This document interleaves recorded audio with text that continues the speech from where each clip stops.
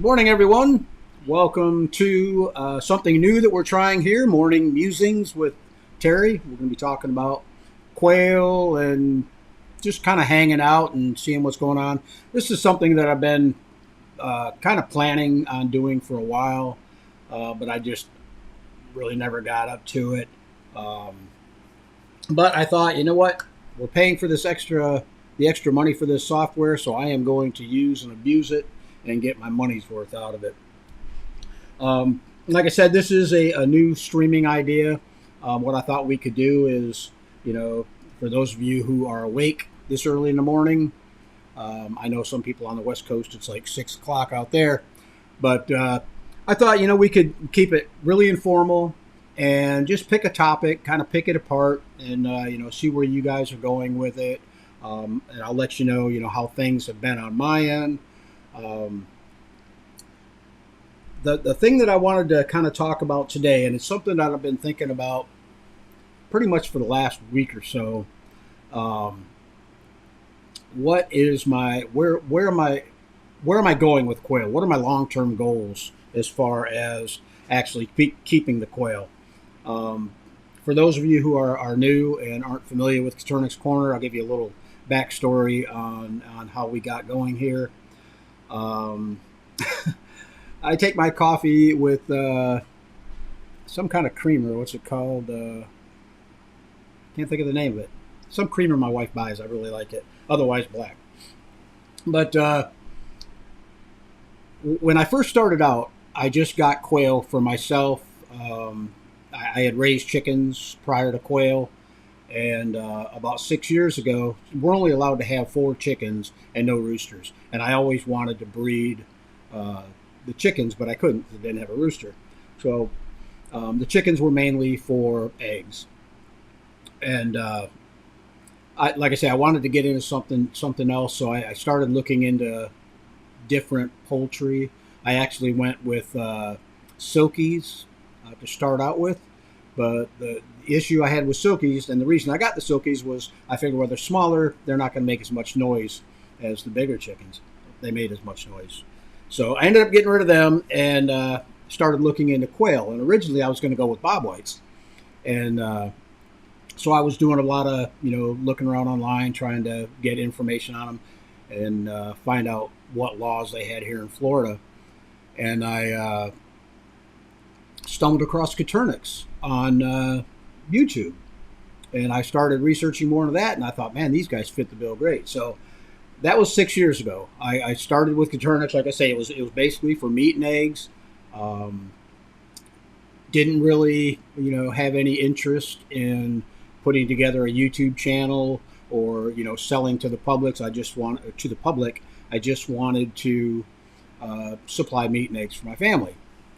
But things kind of took a different direction. I started a small YouTube channel called Coturnix Corner and just started sharing. Well, if you go back and watch some of the early videos, you can see how really bland and boring they were.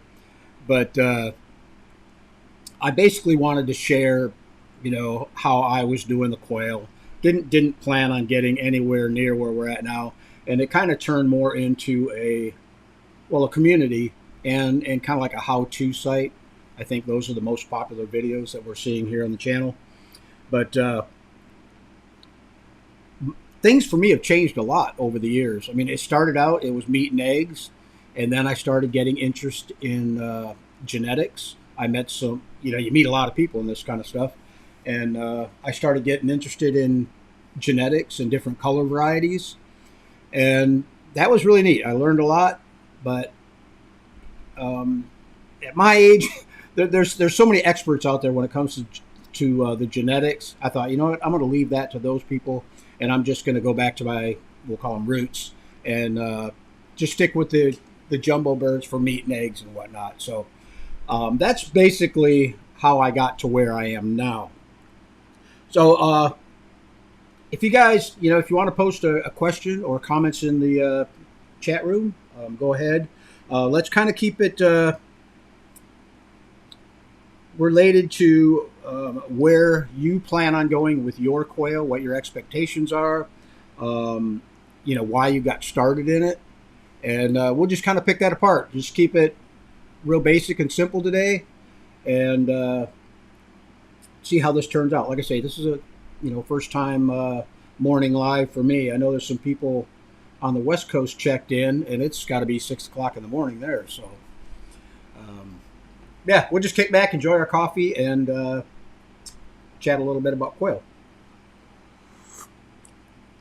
I do want to keep this really informal, guys. Nothing, no moderators, no format or what I guess you could say for the chat room. Just let's let's talk quail. I see we got quite a few people checked in already. I didn't think we were going to have this many for being the first one, and also for being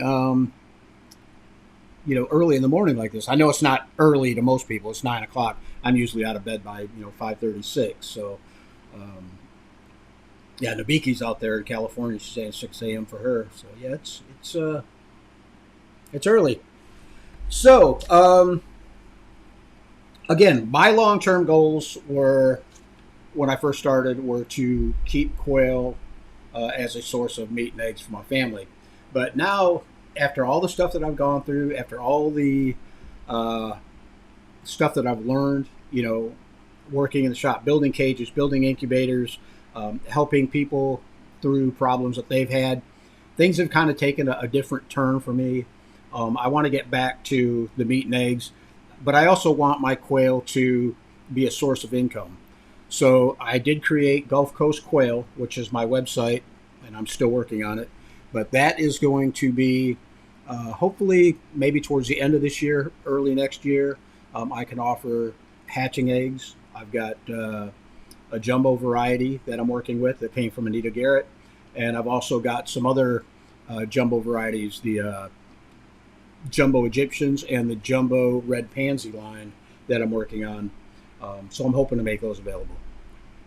So let's go ahead. We'll jump into the chat room. Like I say, if you guys got any comments, any questions, go ahead and post them. And let's see where this thing goes. I do want to say, too, over the years, a lot of people have come and gone in this, we'll call it industry.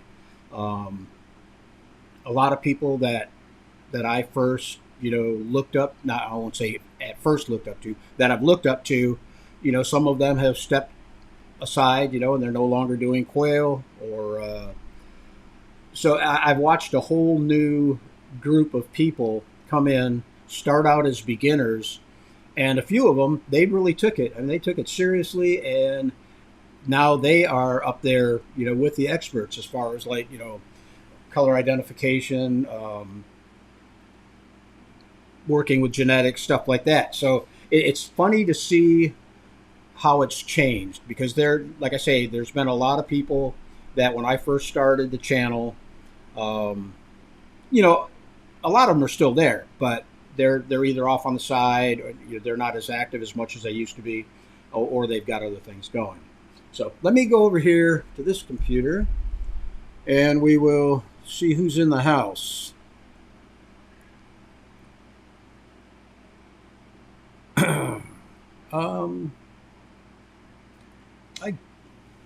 I guess real quick we can read the questions. I didn't want to just get into reading the comments. Actually, let me go through real quick and see what we've got for comment or for questions. Then if we got time, we'll go back and acknowledge everyone that's in here. Mary Howard's in the house. Says, good morning. Have my coffee ready, and I'm ready to talk quail here on the Olympic Peninsula of Washington State. So it's early for you out there too, Mary. Glad you could join us this morning. Paul Montgomery's in the house. Says, good morning and hi from Michigan. Did a dry hatch. 23 of 27 hatched. Pearl standards. Have a good day. Cool. Congratulations on the hatch. That's a really good hatch. And dry hatching, that's pretty much what I do now all the time. I think for the most part, the humidity, unless you're out, like in the desert, in Arizona and whatnot, there's enough humidity, relative humidity, to where your incubator really doesn't need water. I mean, I'm not saying in all cases they don't need water, but in a lot of cases you can get by without adding any water, and your humidity is going to be up in the 30s area, which is perfect. Between 30 and 40 is good for incubation. MJ Sosa says, "How do you take your coffee, Terry?" We already answered that one. Mary says, "Terry, remember, no matter what your goals are, keep in mind that life will throw a curveball, and we all need to be able to adapt and roll with the flow." That is so true. I've had my share of curveballs thrown at me, um, in my quail endeavors. Um, Matter of fact, when I started out, I had, I'm not going to mention any names, but I had a line that seemed unbelievably aggressive. I mean, they just, every day I was going out there, I was finding, dead birds or birds that were scalped.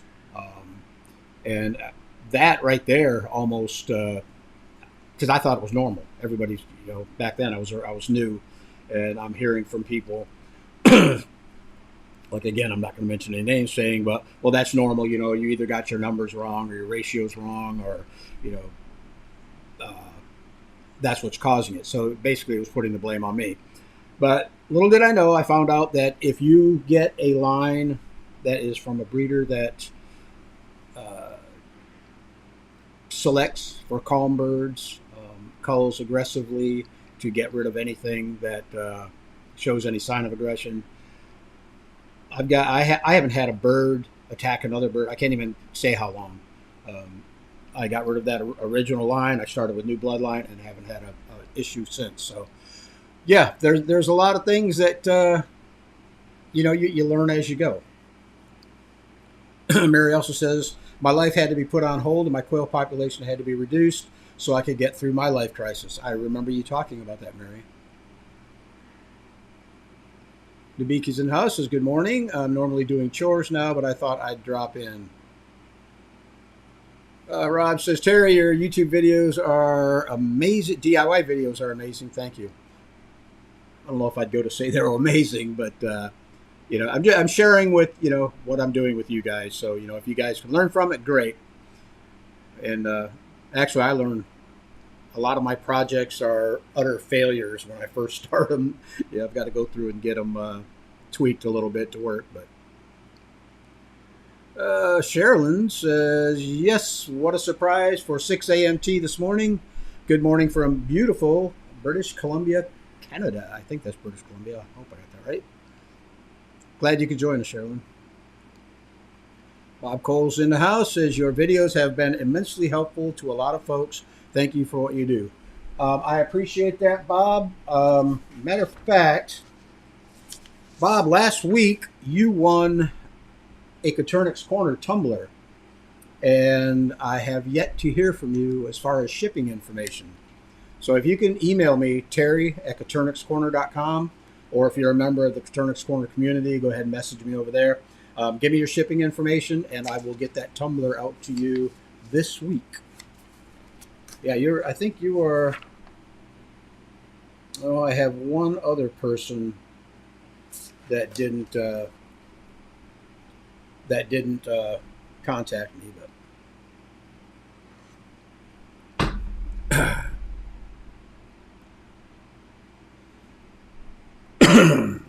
oh, this is different.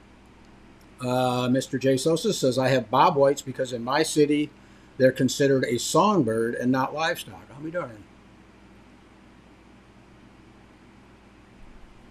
Bob says, "I do quail for meat and eggs, like you started out.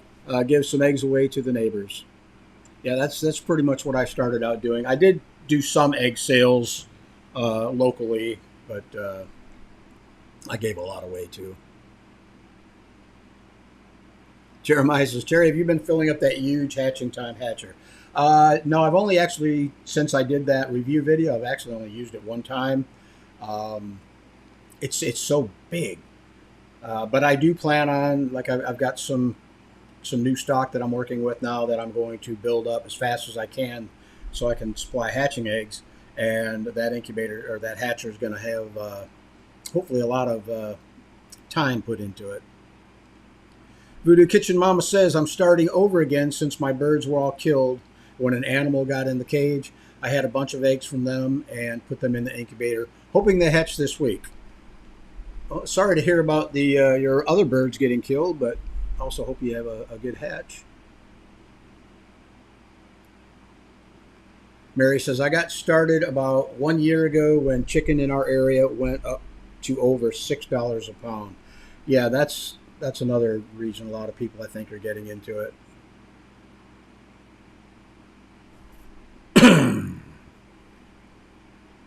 Shady Acres Homestead says, well, I'm super new. In a few weeks, I'd say for right now, it's literally just for fun. Beautiful birds, and I'd like to try quail meat. Also, the eggs are delicious. They are delicious. I usually have, you know, 8 or 10 every morning.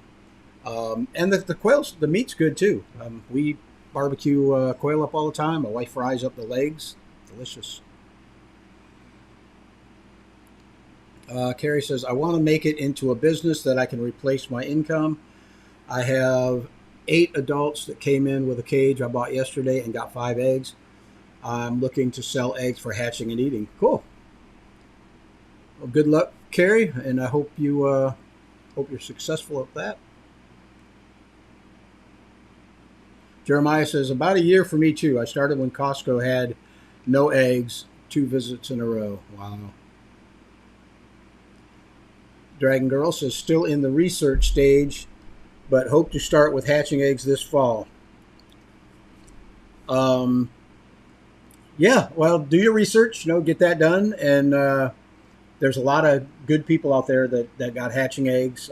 Again, I'm not going to use this as a sponsorship or a recommendation type um, live stream, but do your research and check out Coturnix Corner Facebook group or the Coturnix Corner community, which is coturnixcorner.com. A lot of people in there can help you out as far as deciding who you want to purchase your hatching eggs from. Bob Cole says, Mountain Time Zone, been up since 5 when the roost started crowing. I know that feeling. Time for freezer camp for those guys. Yep. Hey, Salvador's in the house. Says, hi, Terry, and everyone from Puerto Rico. Glad you could join us. Sherilyn says, we started when my son saved a few when he found some that someone had turned out in the wild, and he fell in love with them. When his favorite female died, I sourced a mix of colored Coturnix chicks. Oh, good. That's a good way to get started, I guess. If you stumble across some birds out running wild. But sorry to hear about his favorite female. Rob says, fantastic looking website, Terry. It's got some work that needs to be done. Ooh, that's hot. I put it in that tumbler because I didn't know if my cup would stay hot for an hour. So, ooh, that tumbler's hot. Mary says, I'm using my ladies for eggs at the present. I butchered the last 39 I raised. Wow. They're presently in the freezer. No high-priced chicken in this house. Anita Garrett says, we started for health reasons to use them for meat and eggs. Ironically, we had to take a step back from them for a while for the same reason. I hear you, Anita. GIS Herp says, I keep quail for meat and eggs for the family and especially for my monitors. They're the best feeder project ever. Everything wants to eat them, and I can see why they're delicious. Nothing gets wasted. Yeah, that's good. Morris Travel says, good morning from the boat in Michigan. You must be out fishing this morning. Hope you catch some fish. Paul says, started as a hobby. I like animals, but now I have more than I need. I don't like to butcher them. They're just my little buddies. Don't know what I want to do with them. Yeah, well, raise them up and, keep them for a while. Your path may change as far as, what you're doing with your quail. Bob says, question, having unimpressive hatch rates, asked lots of questions, and Michael Rose mentioned altitude. Look that up, now realize that 7,800 feet in elevation requires some adjustments. Yeah, I guess for your incubator, I imagine it would. Michael would definitely know. So I can't tell you, I'm at sea level down here, so I don't know anything about being up in the mountains. And he says it's a bit sad so many have moved on away from quail. Yeah, some people that I still respect them, but a lot of people that I really respected and went to for information, they got out of it and went on to different things. But it happens. I imagine someday I probably will too. I don't see it in the near future, but I'm sure someday I'll find something else to do. I always do.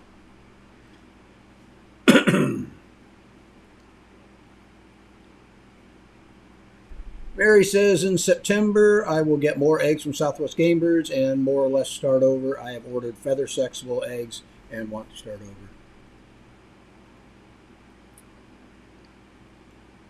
Also want to have calm birds that I can pet and have them not go crazy in the cage when I approach to feed and water. Yep. Yeah, definitely get you a bloodline, that's known for being docile and calm. It just saves a lot of headaches.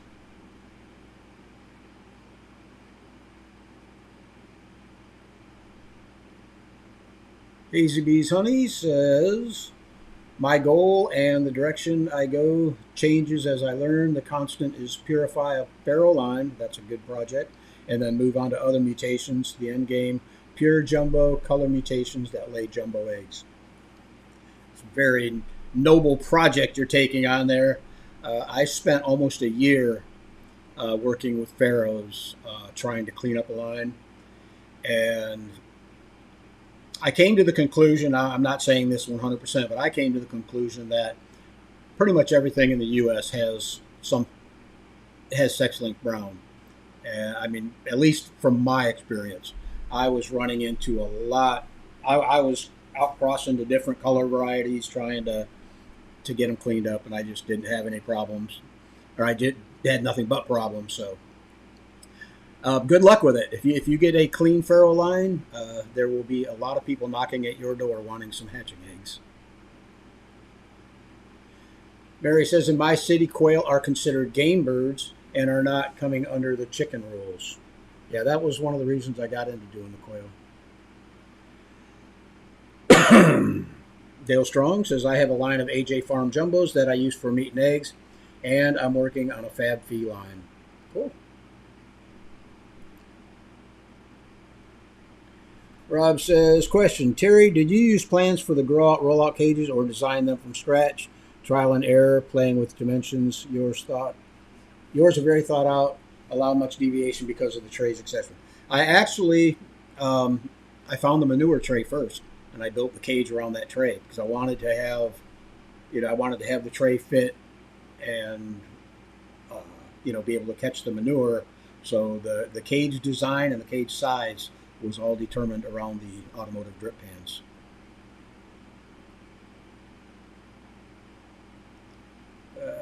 Carrie says, forgot to mention I have 120 eggs in the incubator. Cool.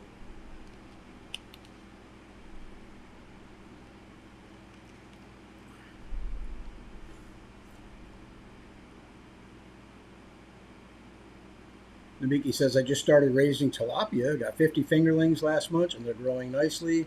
Soon we'll have fish to add to my meat and eggs. It's a different project. We tried doing fish here once, not tilapia or anything, not for eating. It was like a little pond out back with goldfish. And the raccoons came and every time I put new ones in there, the raccoons came and got them. Dane says, just moved all my quail to an outside aviary with deep litter. They love it, and their eggs are everywhere. Not a problem to have. Yep, I did find out, Dane, that if you put a sand bath in there, I won't say all the time, but about 90% of the time they're going to lay eggs in that sand bath box. So give that a try and see if that doesn't work for you.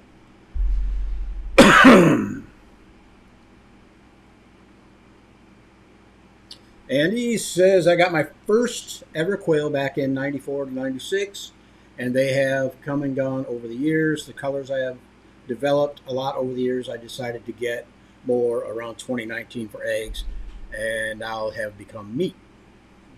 Yeah, I think it's an evolving hobby.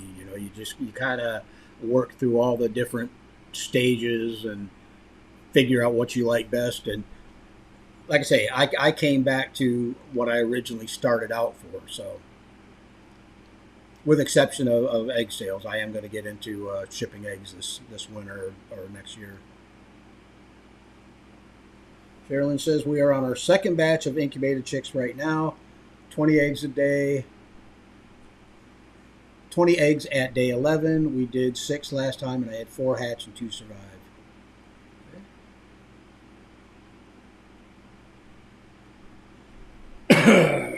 Mr. J. Sosa says, Terry, should I breed the aggressive, the calm, or just go by size?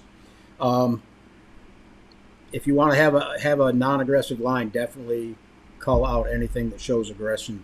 Worry about get your color, get your traits first, then worry about working on size.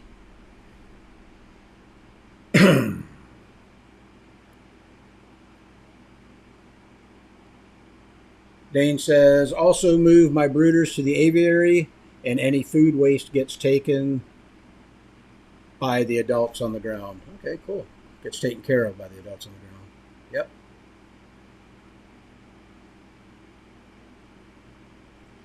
Dale says, when trying to increase the size of your birds, would it be better to use jumbo hens for size and the male for color, or does it make a difference?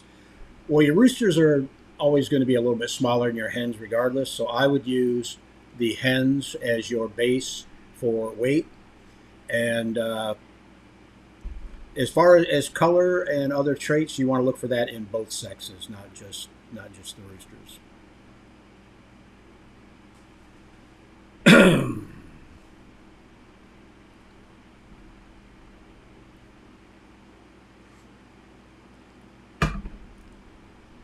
Jacob says, good morning. My hatchlings are a week old now. Love your cage design. Cool. Congratulations on the hatchlings. Zoe Marie says, hi, Terry. I've been selling hatching eggs online and now hatching my own eggs to sell babies. So far, so good. Cool. Yeah, that's the nice thing. When you start selling, whether it's eggs or live chicks or birds or whatever, you actually start paying for your hobby. You're not taking feed money out of your pocket as much. Excuse me. I pretty much have my birds to where they're pretty much paying for themselves as far as uh, covering feed costs and materials and whatnot for cage building. So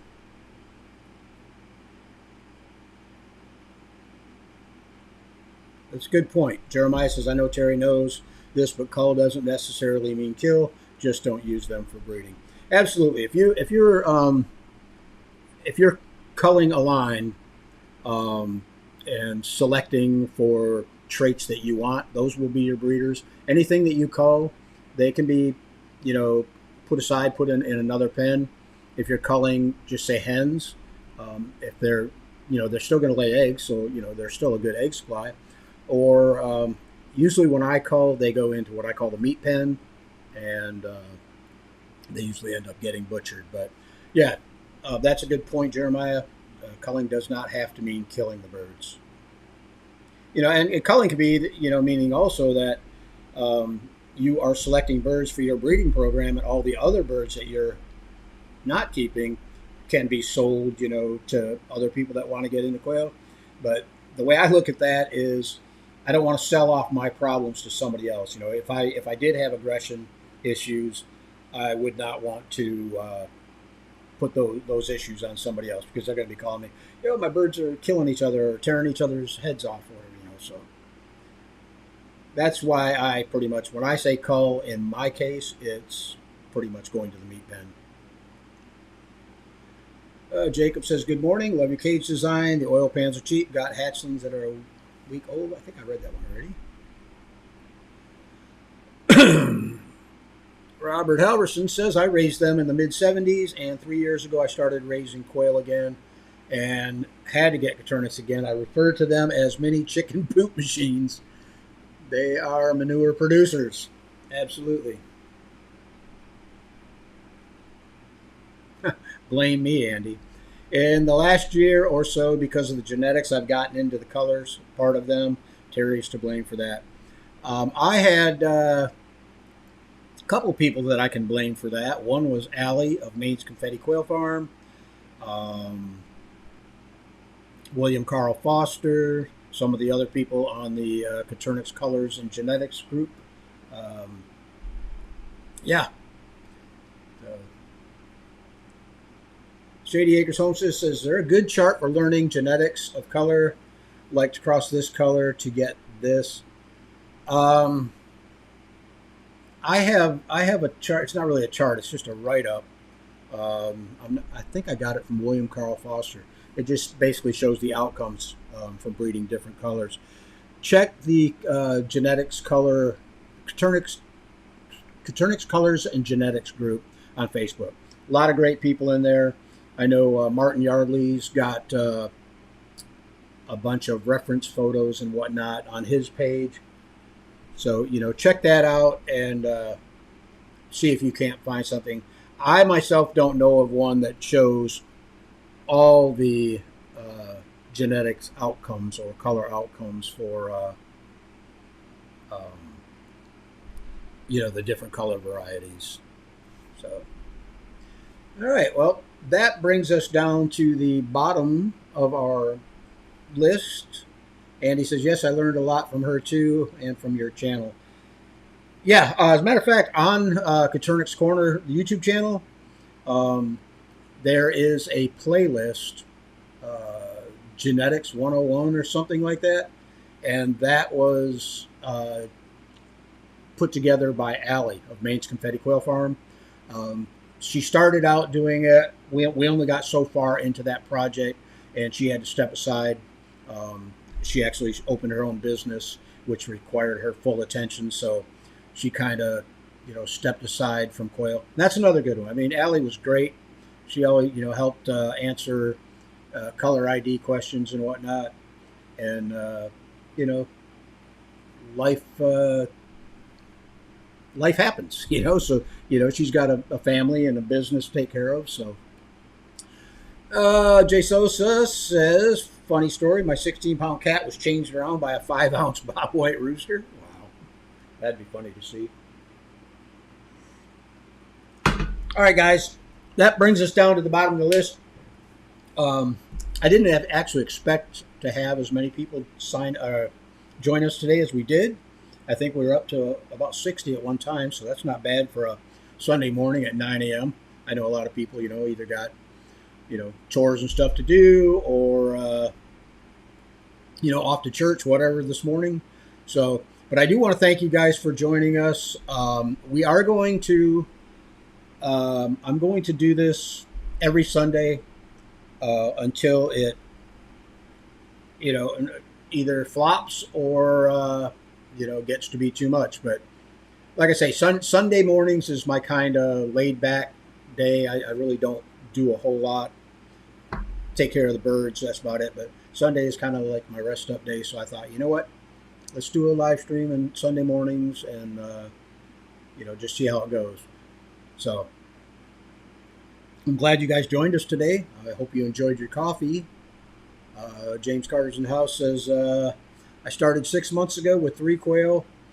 After about 4 hatchings, I figured out hatching rate went from 6 to 10 up to 30 in 6 months. I do dry hatching now. Yeah, that dry hatching is the way to go. Congratulations on working your way up. And that's the one thing I find out about Coturnix is you seem to as you learn, as you grow, things get much easier. You get better results. It's just I had the same issues when I first started. I didn't get really good hatch rates when I first started out. I didn't get good fertility rates because I didn't know. I was new. So hang out in some of these Facebook groups. Watch as many YouTube videos as you can, and you'll get it. Let's see. Simon says, that's cool. How heavy should a quail be before butchering? Do I need a quail weigh station? I do weigh my quails, but the reason I'm weighing them is to make sure that they make weight, so they fall into a jumbo category, which then they'll in turn become breeders. But you don't need to weigh them prior to butchering them, unless you want them up to a certain weight before you butcher. For the most part, if you're raising a jumbo variety, by about between 8 and 10 weeks of age, they're going to be maxed out as far as their weight. Some you'll actually be able to butcher at 6 weeks. I butcher birds at 6 weeks all the time, just because I know that between 6 and 8 weeks they're not going to put a whole lot of more weight on. And if they make good weight at 6 weeks, I'll go ahead and butcher. But yeah, I would say on average you can plan on between 8 and 10 weeks would be your average age for butchering your birds. Dane saying, doing my quail chores while listening. All right, Bob, don't forget to send me your shipping information. Terry, Terry, at CoturnixCorner.com. And I will get that tumbler out to you first part of next week. And he says, if I'm awake, I'll try to catch you again. Nabiki says, have a good day. I have to go feed my birds, get some other work in, and it's Pokemon Go Community Day, so I have a busy day ahead. It was good to see everyone. Glad you could join us, Nabiki. And we'll see you guys on Tuesday for our regular live stream, the Coturnix Corner Live. Actually, I wanted to say that we are going to be announcing our first winner of this year's Coturnix Kids Project. We got some really interesting entries, and we got the sponsor list all put together. So we do have all the prizes for the kids. So, join us Tuesday for that. And if you're interested in getting your kids involved in that, go to CoturnixCorner.com, sign up for the website. At the top of the page, there's a link that says Coturnix Kids Project. There, all the information is there that you need to get your kids entered into that. Noah says, I would like to get a jumbo line and a Texas line in Mexico. How can I do that? Well, you can probably see if you could find somebody to ship, but it's going to be pricey shipping out of the country. If I were I would just work on your own lines and building them up to a jumbo line. Just because they're from Texas doesn't make them anything special, but you can make your own jumbo line. Dane says, was going to listen to an old video. Pleasantly surprised to find alive. Cool. I'm glad you could join us. Carrie says, how can we order a tumbler? Keep an eye on the website, Carrie. I will be putting them back on the website probably this week, so you can order them there. Seeking Balance says, good morning from Missouri. Got into quail for food security, as did a lot of us. Seeking Balance says, question, are you still breeding quail based on leg size? That is one of my criteria that I look for when I'm selecting jumbos. The first thing I look for is conformation, which is basically a good, healthy structure, which includes the structure of the legs. You don't want a big, heavy bird standing on little bitty skinny stilts, or you're going to end up with issues. So, yes, that is one of the criteria that I look for when I'm selecting my jumbo breeders. All right, that brings us down to the bottom of the list. We made it 40 minutes today. That is plenty good enough for our first ever morning musings with Terry. Hope you guys enjoyed it. Join us again next week, Sunday. Like I say, we're gonna keep trying to do this thing as long as we have participation in it. So join us also Tuesday of next week. I believe that's August 1st for the Coturnix Corner Live. Guys, enjoy the rest of your weekend. Thank you for joining me today, and we'll see you on Tuesday.